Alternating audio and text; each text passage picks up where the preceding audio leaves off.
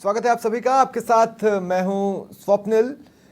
महाभारत 2024 के रण के मरुधरा मोर्चे पर 2 चरणों के मतदान के साथ सारी सीटें कवर हो चुकी हैं। ऐसे में अब जो बाकी के चरण देश में बचे हैं वो मरुधरा में नहीं होंगे। जाहिर सी बात है, इसमें कोई नई बात मैं नहीं कह रहा हूं, लेकिन जो मतदान प्रतिशत 2 चरणों का रहा है वो अपने साथ बहुत सारे सवाल छोड़कर गया है। खास बात ये रही है कि जो मतदाता है वो, देखिए, हर बार ये कहा जाता है कि मतदाता खामोश है, मतदाता खामोश है, लेकिन इस बार मतदाता बहुत ज़्यादा खामोश थे। न उन्होंने मतदान से पहले, न मतदान के दिन और न मतदान के बाद अब तक कुछ कहा है। दोनों ही राजनीतिक दलों ने अपने अपने तरीके से मतदान के बाद इंटरनल सर्वे करने की कोशिश की, लेकिन मतदाता तब भी चुप है। ऐसे में क्या कारण है कि दोनों ही राजनीतिक दल अपने अपने पक्ष में नतीजे बता रहे हैं? आज बात होगी हनुमानगढ़ श्रीगंगानगर लोकसभा सीट की। हालांकि पहले चरण के मतदान में अव्वल नंबर पर रही थी ये लोकसभा सीट मतदान के आंकड़ों में, लेकिन इसके बावजूद भी जो लोकतंत्र का पर्व हनुमानगढ़ और श्रीगंगानगर मिलकर मनाते हैं, आंकड़ा उससे थोड़ा पीछे था। तो क्या कारण रहे तमाम ज्वलंत मुद्दों के बावजूद, और ये आंकड़े किसके पक्ष में जा सकते हैं? इसी पर बातचीत के लिए मेरे साथ जुड़ रहे हैं नरेश सेतिया जी, कोषाध्यक्ष हैं डीसीसी यानी जिला कांग्रेस कमेटी के। प्रदीप धेरड़ जी महामंत्री हैं श्रीगंगानगर में बीजेपी के, और अरिहंत जैन मेरे सहयोगी। कुछ ही देर में रवि बिश्नोई भी मेरे साथ जुड़ेंगे। आप सभी का स्वागत करता हूं मैं समाचार प्लस पर। मैं शुरुआत प्रदीप जी आपसे करना चाहता हूं। प्रदीप जी, बीजेपी क्यों कॉन्फिडेंट नजर आ रही है जब मतदाता कुछ कहना ही नहीं चाहता? पहले तो वो आपसे खुलकर बात करता था, दिल की बातें बताता था, इस बार तो वो किसी को कुछ नहीं बता रहा। सबसे पहले तो मैं आपके चैनल के माध्यम से आप सबको, दर्शकों का धन्यवाद करूंगा कि आप और हम सब इसके माध्यम से जुड़ रहे हैं। जैसा आपका प्रश्न है जी, इस लोकसभा चुनाव के बाद जो सर्वे आया है, जो जनता की भागीदारी आई है, उसके बाद जगह जगह जो पार्टी के जनप्रतिनिधियों ने, पार्टी के कार्यकर्ताओं ने और आम जनता ने जो बातें बताई है, निश्चित रूप से सब जनों ने आदरणीय नरेंद्र मोदी जी के प्रति अपना विश्वास प्रकट किया है और राजस्थान की सरकार भजनलाल जी के प्रति अपना विश्वास प्रकट किया है। और यहां से भारतीय जनता पार्टी की उम्मीदवार प्रियंका बेलान मेघवाल को उन्होंने ऐतिहासिक समर्थन दिया है। नहीं, लेकिन खास इन सब बातों को देखकर मतदाता तो कुछ बोल ही नहीं रहा है, तो वो आपको कैसे बताएगा? या ये भी तो हो सकता है कि आप गए और आपका दिल रखने के लिए बोल दिया। जिस प्रकार इनके प्रियंका जी के दौरे में, मुख्यमंत्री जी की सभा में, उसके बाद जो पोलिंग वाले दिन जो जनता का उत्साह था, ये सब वो बातें हैं जो नरेंद्र मोदी जी के 10 साल के कार्यकाल के प्रति उनका आशीर्वाद और विश्वास है, उनका स्नेह है। और यही परिणाम है कि मैं निश्चित रूप से कहूंगा कि गंगानगर लोकसभा क्षेत्र राजस्थान की सबसे बड़ी जीतों में से एक जीत होगी भारतीय जनता पार्टी की।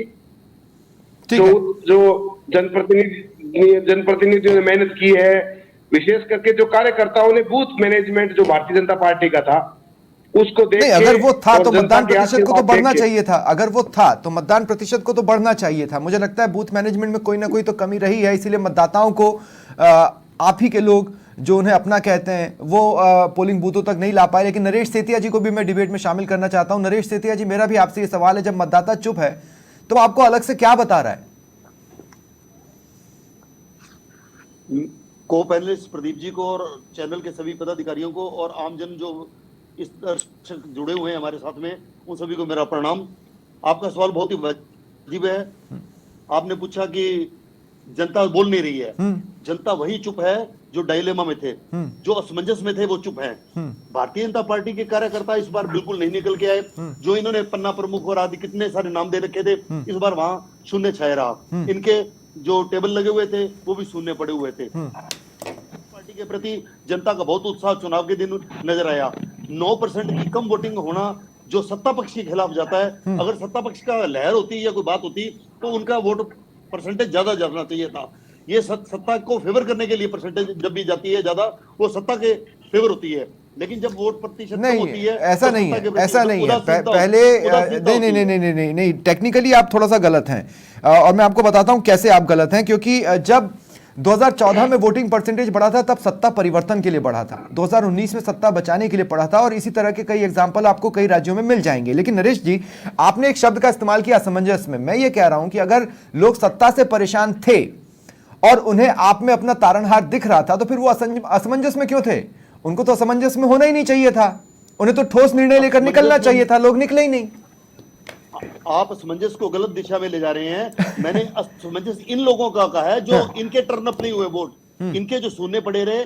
और जो मुद्दों की बात थी, मोदी जी ने कोई भी मुद्दा रिपीट नहीं किया। जो 2014 में इन्होंने नाम लिया, देखिए, 2019 में नाम लिया, कोई मुद्दे को रिपीट नहीं कर रहे हैं। ये सिर्फ बरगला रहे हैं, जनता को भ्रमित करने का प्रयास कर रहे हैं। इस बार जनता परेशान नहीं, पर आपको भी तो ऑलरेडी है, इनके परिवर्तन के लिए वोट दे रही है। ठीक है, नहीं मैं तो कहता हूं कि पहली बार मैंने लोकसभा का कोई चुनाव देखा जिसके अंदर कांग्रेस के पोलिंग एजेंट नहीं थे। इलेक्शन में हम बूथों पे गए, लगभग जगह इनके फट्टे भी नहीं लगे हुए थे। कांग्रेस के जितने एमएलए थे जीते हुए, ठीक है, लेकिन या प्रत्याशी थे, उन्होंने सबने विरोध किया है। क्या मतदाताओं ने मतदान के बाद अब कुछ बोलना शुरू किया है? क्या उन्होंने कोई इशारा करना शुरू किया? ये सवाल बहुत जरूरी है। अगर आपने खंगालने की कोशिश की, आप रिपोर्टर हैं, आप सड़कों पर निकलते हैं, लोगों से बातचीत करते हैं। मुद्दा था किसानों का, मुद्दा था किसानों का। हम जगह जगह चुनाव के बाद मैं आऊंगा आपके पास। चुनाव के बाद हम कार्यकर्ताओं का धन्यवाद करने जब जा रहे थे, तो मुझे बड़ा खास करके यूथ के अंदर और महिलाओं के अंदर। 2 मिनट रुक जाइए, मैं आगे आपके पास आऊंगा ना। अरिहंत, आप अपना जवाब कंप्लीट करें। बिल्कुल सर, श्री गंगानगर जो जीता है वो किसानों से जुड़ा जीता है, और किसान है जो लगातार भाजपा के सिख समाज है जो लगातार खिलाफ चल रहे थे। इसके अलावा भाजपा ने यहाँ पर समाजवाद को लेकर 2 फैक्टर खेले, एक रोडवस को खेला और एक मेघवाल को खेला। प्रियंका बैलान जो कि अनुजगढ़ से नगर परिषद की सभापति है, उनको टिकट दिया गया। वह मेघवाल समाज की थी और अदर कास्ट में। इस वजह से क्या है कि अगर अपन 2023 में विधानसभा की बात की जाए तो विधानसभा में रोडवस जो था, चाहे वो भाजपा का नेता था, फिर भी क्या था कि वो सिर्फ और सिर्फ जातिवाद पर ज्यादा गया, जिसके चलते इस बार भाजपा ने फैक्टर है जो दोनों जातों पर खेला, रोडवस समाज को बनाने का कार्य किया। और वहीं मेघवाल समाज, निहाल चंद यहाँ से सांसद रहे थे, उनका टिकट काटकर प्रियंका बैलान को टिकट दिया गया, ताकि रोडवस जातिवाद के वोट है वो भी आए और मेघवाल समाज के वोट वो भी आए। लेकिन यहाँ कहीं ना कहीं उल्टा हुआ, मेघवाल समाज ने लगातार है जो प्रियंका बैलान का विरोध शुरू कर दिया। यहाँ पर लगातार विरोध देखने को मिला। अब रहे कांग्रेस के कुलदीप इंदौरा छूटकर विधानसभा में उनका भी लगातार विरोध हुआ। जो यहाँ जो श्री गंगानगर सीट थी, जो वोट प्रतिशत की बात की, 2019 का जो वोट प्रतिशत था वो कहीं 75% था, तो 10% वोटर प्रतिशत है जो घटा है। और वहीं अगर श्री गंगानगर जो धान का कटोरा कहा जाता है, ऐसे में लगातार है जो सिख समाज के लोग हैं वो लगातार को बनाने के कार्य में भाजपा के बड़े बड़े जो कार्यकर्ता थे वो भी जुटे हुए थे। ठीक है अरिहंत, मैं आगे भी आपके पास आऊंगा, लेकिन रवि बिश्नोई, अब मैं आपको भी जोड़ना चाहता हूं। रवि बिश्नोई, देखिए, अगर बात प्रेम की होती तो भी एक अंडर करंट वाली लहर दिखती, बात अगर विरोध की होती तो भी एक लहर दिखती, बात अगर मुद्दों की होती तो गरमाए मुद्दे बहुत सारे हैं इस इलाके में। इसके बावजूद मतदान प्रतिशत कम है, तो गेम तो ओपन है, किसी भी तरफ जा सकता है। बिल्कुल सही कहा स्वप्निल जी आपने।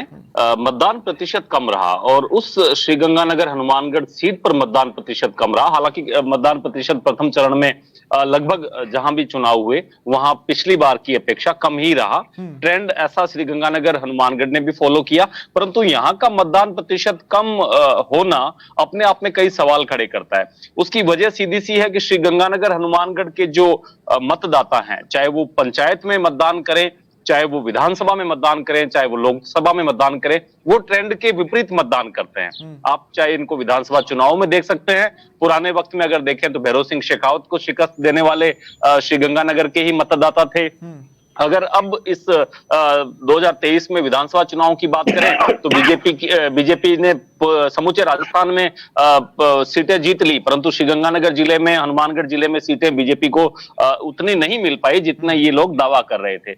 अब आती है लोकसभा की बारी। लोकसभा में यहाँ कांग्रेस लगातार हारती आ रही है, बीजेपी जो है वो लगातार जीतती आ रही है। निहाल चंद मेघवाल यहाँ से मोदी जी के प्रथम टेन्योर में मंत्री भी बनते हैं, बाद में उनका नंबर नहीं आता, और युवा लगते हैं, वो 25 साल से सांसद है परंतु लगते युवा है। एक मेघवाल कम्युनिटी जो है, एससी कम्युनिटी श्रीगंगानगर हनुमानगढ़ जिले में, उसका प्रतिनिधित्व कहीं कहीं कर रहे थे, परंतु भारतीय जनता पार्टी ने यहाँ इस बार जो मिथक है वो तोड़ दिया और निहाल चंद की टिकट काट के प्रियंका बलान को टिकट दे दी। प्रियंका बलान को टिकट दी तब अरोड़वंश समाज को साधा गया श्रीगंगानगर में, खासतौर से मिश्रित जनसंख्या यहाँ पर है, जातियों की अगर बात की जाए तो। और साथ में प्रियंका बलान चूंकि मेघवाल समाज में भी उनकी शादी है तो वो उसका भी वोट वो लेना चाह रहे थे।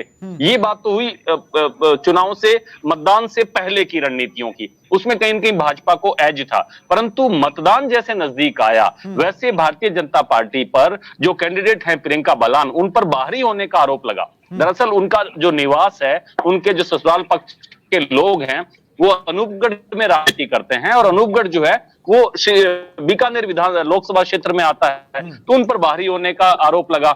वहीं दूसरी तरफ निहाल चंद की टिकट काटी तो निहाल चंद के समर्थक जो हैं वो नेपथ्य में चले गए, वो उदासीन माहौल में चले गए। यूं करके कुलदीप इंदौरा जो है उनकी लॉटरी खुल जाती है और कहीं न कहीं वो टक्कर में आ जाते हैं। श्रीगंगानगर हनुमानगढ़ जैसा कि इसकी परंपरा रही है, ये अपने आप में अलग चौंकाने वाले निर्णय देता है। को थोड़ा सा क्लियर करें। किसान आंदोलन की आंच अगर सबसे ज्यादा देखी गई दिल्ली से इतर और पंजाब से निकलकर, तो वो प्रदेश में हनुमानगढ़ श्रीगंगानगर में ही देखी गई। इसके अलावा अन्य मुद्दे भी हॉट रहे, इसके बावजूद आप ये कह रहे हैं कि कुलदीप इंदौरा की लॉटरी लगती है, मतलब ये कि इन मुद्दों का कोई वजूद ही नहीं था इलाके में। मैं देखिए, मैं कुलदीप इंदौरा की लॉटरी की बात इसलिए कर रहा हूं कि अचानक से उनको ये जो आप विरोध के स्वर जो गिना रहे हैं ना, उनका जनाधार उनके पास में था, अगर वो चाहते उसको कैश करना चाहते वोटों के रूप में, परंतु कांग्रेस भी कहीं न कहीं पिछड़ गई और कांग्रेस भीतरघात जो है कांग्रेसियों को वो इन चुनाव में खासा झेलना पड़ा। जैसा सहयोगी अरियंत बता रहे थे, सूरतगढ़ जहां से कांग्रेस के विधायक जीते हैं वहीं उनको भीतरघात का जो है वो वहां से उनको झेलनी पड़ी। श्रीगंगानगर की शहर की बात कर लीजिए, कांग्रेस ही इतनी तरह से एक्टिव नहीं हुए। हालांकि कांग्रेस के अभी हमारे साथी कह रहे थे कि भारतीय जनता पार्टी की टेबलें नहीं थी, भारतीय जनता पार्टी उदासीन थी, कमोवेश ऐसी स्थिति कांग्रेस में थी। मैंने कहीं लेख पढ़ा था स्वप्निल जी, उसमें ये लिखा हुआ था और मुझे वो बहुत अच्छा लगा। वो इसलिए लगा कि कांग्रेस ऐसा चाहती कि हमारे हाथ में बैठे बैठाए जो है बटेर लग जाए, हम मेहनत नहीं करें। कांग्रेस ने कुछ ऐसा ही यहाँ पर किया और बैठे बैठाए बटेर ये चाहते थे। और दूसरी तरफ प्रियंका बलान, निश्चित रूप से कुछ ऐसे पॉइंट है। करणपुर का आप चुनाव देख लीजिए विधानसभा का, जहां मंत्री बना दिया जाता है सुरेंद्र पाल सिंह टीटी को, और वो चुनाव वहां की जनता उन्हें हरवा देती है। तो भारतीय जनता पार्टी भी पैरों पर अपने खड़े नहीं हो पाई जिस तरह से वो निहाल चंद के दौर में थी, और कांग्रेस भी यहाँ पर आऊंगा। एक बार फिर मैं यहाँ पर प्रदीप थेरड़ जी का रुख कर रहा हूँ। प्रदीप जी, मुझे एक बात बताइए, हमने केंद्र सरकार के खिलाफ इस इलाके में सिर्फ नाराजगी देखी है। हमने 26 जनवरी को किसानों को ट्रैक्टर रैली निकालते देखा है, हमने किसानों को यहाँ पर प्रदर्शन करते देखा है, किसानों को परेशान देखा है, वो भी केंद्र सरकार से मांग करते देखा है। इसके बावजूद भी आपको लगता है कि ये इलाका जो कि कृषि प्रधान है वो आपके साथ जाएगा? देखिए, किसान आंदोलन के वक्त कुछ बातें थी, लेकिन जैसे किसान आंदोलन खत्म हुआ, नरेंद्र मोदी जी ने उनसे जुड़ाव किया और उनकी बात मानी, उसके बाद यहाँ पे आप विधानसभा वाइज आ जाइए। नहीं प्रदीप भाई, आप टेक्निकली गलत हैं। आप टेक्निकली गलत हैं। लोकसभा चुनाव की घोषणा होने से पहले ही दिल्ली किसान पहुंच चुके थे और 26 जनवरी इसी साल किसानों ने ट्रैक्टर रैली निकाली। वो कांग्रेस समर्थक कुछ किसान थे। आप किसान समर्थक नहीं होता है, किसान होते हैं जो लोग थे। आप कांग्रेस समर्थक हो गया। नहीं प्रदीप जी, किसान होते हैं। किसान कोई कांग्रेस समर्थक और बीजेपी समर्थक नहीं होते हैं प्रदीप भाई, किसान होता है। आप सुनिए, किसान नेता थे, प्रीतिपाल जी ने बीजेपी ज्वाइन कर ली। साधु शहर में जितने किसान नेता थे वो बीजेपी के साथ थे।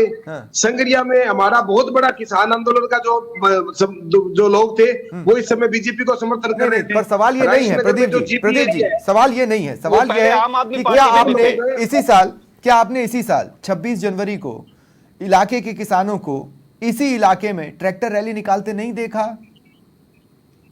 देखिए, किसान आंदोलन के अंदर हाँ। जितने किसान जो जुड़े हुए थे वो हाँ। इस समय भाजपा की केंद्र सरकार से पूर्ण रूप से संतुष्ट हो चुके हैं और सब लोग भारतीय जनता पार्टी के साथ थे। इस ठीक लोकसभा है, चुनाव चलिए, में ठीक है, आप ठीक अलग है, अलग इसका सर्वे जवाब हमें करेंगे। मिलेगा जो जून जीपी के महीने एरिया में। है, जीपी एरिया ठीक है, राजनगर का, ठीक उसके है, अंदर किसान आंदोलन में जो लोग थे अब वो बीजेपी के साथ हैं। ठीक है, ठीक गंगानगर है। में जो हमारे ग्रामीण क्षेत्र के किसान जो किसान आंदोलन में थे, हाँ। अब वो बीजेपी के साथ खुले खड़े थे। ठीक है ये प्रदीप जी, सब आगे वो बातें हैं। कोशिश अभी करूंगा तो आपके पास आने की। नरेश सेतिया जी से भी मैं ये सवाल लेना चाहता हूं। नरेश सेतिया जी, मैं आपसे ये पूछना चाहता हूं, इसी इलाके में किसानों ने जब बीजेपी को अपने साथ नहीं देखा तो कांग्रेस को भी नहीं देखा। आप समझ रहे हैं मेरी बात? क्योंकि किसानों के मुद्दों में मैं कांग्रेस के लिए भी आक्रोश था। किसानों के लिए एमएसपी का वायदा कांग्रेस पार्टी ने इस बार किया है और इस पहले बार भी किया है। आपके कांग्रेस पास के इतने समय तक नेतृत्व में सत्ता थी, आपने क्या किया? आप लंबे समय तक तो स्वामीनाथन आयोग कमेटी की रिपोर्ट पर बैठे रहे। ये जो अभी स्वामीनाथन को इन्होंने जो भारत रत्न का अवार्ड दिया उसकी बजाय तो ये उसका अनुपालना करते थे, उनकी रिकमेंडेशन अरे का। पर मैं ये इन्होंने कह रहा हूं जो कि अगर आप किसान स्वामीनाथन जी दिया, को इतना मानते थे तो आप स्वामीनाथन जी की रिपोर्ट पर इतना लंबा बैठे क्यों रहे? अभी भी तो कांग्रेस ने यही वादा कांग्रेस ने किया ना। भारतीय जनता पार्टी तो इस पे बात ही नहीं कर रही है। सवाल सिर्फ ये है कि 50 किलो यूरिया की जगह 40 किलो यूरिया हो गया। हर एक उनके उपयोग की जो जितने भी यंत्र होते हैं उन पर जीएसटी लग रहा है, दूध पर, दही पर, लस्सी पर, सब पर जीएसटी लग रहा है। आम आदमी और छात्र और किसान सभी लोग परेशान है, तो इनको वोट दे कौन रहा है? इनको जो नहीं, पर मैं ये कह रहा हूं, आपको वोट कौन दे रहा है? लोगों के घर में किसान मैं ये पूछ रहा हूं, आपको वोट कौन दे रहा है? सवाल तो ये भी है ना कि फिर आपको वोट देने वाला कौन है? वो तो आपसे भी झुलसा हुआ है ना। आप मुझे कंप्लीट करने दीजिए। किसानों ने इस बार बढ़ चढ़ के हिस्सा लिया वोट में कांग्रेस की तरफ में। और ब्रिजभूषण शरण सिंह जी जो इन्होंने जो लड़कियों के साथ छेड़छाड़ की और जिसका सरकार ने कोई एक्शन नहीं लिया, उसकी वजह से जाट समुदाय भी इनसे भयंकर नाराज रहा है। और जो अग्निवीर योजना है वो पूरी तरह फ्लॉप हो गई है, लोग उससे नाराज हैं। उसमें बहुत सारे परेशानियां लोगों को हो रही हैं। 4 साल में किसी का ठीक है अरिहंत, अब मेरा आपसे सवाल है और बहुत ध्यान से सुनिएगा अरिहंत। गंगानगर लोकसभा क्षेत्र में तो कांग्रेस चुनाव लड़ी नहीं रही। प्रदीप जी रुक जाइए, प्रदीप जी रुक जाइए। अरिहंत, मेरा बहुत सीधा सा सवाल है। आपने सुना ये जितने मुद्दों की बात हुई है, क्या आपको लगता है मतदाता उस मुद्दे पर निकला? दूसरी बात ये कि अगर कोई वर्ग ऐसा था जो नहीं बटेगा तो वो महिलाओं का वर्ग था। महिलाएं तो कुछ कह ही नहीं रही हैं, उसको आप कैसे नजरअंदाज कर सकते हैं? असली गेम तो महिलाओं के हाथ में है इस बार। बिल्कुल तफसील आपने सही कहा। अगर मैं दो की बात करूं पंचायती राज चुनाव की, तो 2021 के बाद जब से किसान आंदोलन हुआ है तब से लगातार श्री गंगानगर और हनुमानगढ़ में भाजपा को करारी हार ही मिली है। लगातार पंचायती राज चुनाव के अंदर देखें तो भाजपा हारी है। विधानसभा चुनाव, हालांकि राजस्थान में सरकार भाजपा की बनी है, लेकिन यहाँ जो गंगानगर की जो 8 विधानसभा है, 8 में से 5 पर कांग्रेस जीती है, सिर्फ 2 पर ही भाजपा जीती है और 1 पर जो हनुमानगढ़ विधानसभा थी वहां से निर्दलीय आए हैं। अब श्री गंगानगर के जो मुद्दे हैं, दूषित पानी के मुद्दे हैं या किसानों से जुड़े मुद्दे हैं, इनको लेकर वोटर इस बार साइलेंट है। हालांकि प्रशासन के द्वारा लगातार गतिविधियां बहुत की गई, गतिविधियां काफी करवाई गई, लेकिन कहीं ना कहीं जो वोट प्रतिशत घटा था वो इसी कारण घटा था कि किसानों के जो मुद्दे थे या फिर जो दूषित पानी आ रहा है पंजाब से काफी सालों से आ रहा है, उसको लेकर भी लगातार है जो प्रदर्शन होते रहे, लेकिन कहीं कोई सुनवाई नहीं हुई, जिसकी वजह से मतदान प्रतिशत घटा। हाँ, हालांकि महिलाओं ने अपना वोट है जो पोल किया है। और इसके अलावा अगर अपन व्यापारी वर्ग की बात करें तो व्यापारी वर्ग लगातार है जो परेशान था। इसके अलावा अगर आमजन जो मीडियम परिवार है वो भी लगातार परेशान था और जिसकी वजह से वोट प्रतिशत घटा है। तो कहीं ना कहीं ये जो चुनाव हुआ है, जो लोकसभा चुनाव है, तो इसमें जो पिछले 2019 की अगर बात करें तो गंगानगर में निहाल चंद 4,07,000 वोटों से चुनाव जीते थे, और लेकिन अब जो आंकड़ा है वो मात्र 50,000 से 1 लाख के बीच हार जीत का रहने वाला है। ठीक है। अब ये तो कॉमन मैथ्स है रवि, देखिए आसानी से समझा जा सकता है। ये तो कॉमन मैथ्स है कि अगर कोई लहर थी तो विनिंग का मार्जिन उसी हिसाब से थोड़ा बहुत कम ज्यादा नजर आएगा, और अगर कोई लहर नहीं थी और अंडर करंट था तो भी विन का मार्जिन कोई बहुत ज्यादा गैप के साथ नजर नहीं आएगा। ये बहुत कॉमन मैथ्स है इस वोटिंग परसेंटेज को लेकर। पर सवाल यही है कि ऊंट किस करवट बैठेगा। मैं आपसे सिंपली एक पॉइंट कह रहा हूं, सुधार करूंगा। हाँ प्रदीप जी करिए। जो महिलाओं का वोट परसेंट बढ़ा है इस चुनाव में, हाँ। और खास करके जो यूथ ने जो उत्साह था, यूथ ने नहीं दिखाया। निश्चित रूप से भारतीय जनता पार्टी, प्रदीप जी यूथ ने नहीं दिखाया। प्रदीप जी यूथ ने नहीं दिखाया। फर्स्ट टाइम वोटर्स में से सिर्फ 55.10% पहली बार के मतदाताओं ने वोट डाला है। तो इसको उत्साह नहीं कहते। यहां पर आप अपने आप को करेक्ट कर लीजिए। रवि बिश्नोई, मेरा सवाल यही था, अगर कोई बिना बटे जाति धर्म के भेद के आधार पर वोट डालने नहीं पहुंचा है तो वो सिर्फ महिलाएं हैं, इस बात को नोट कर लें।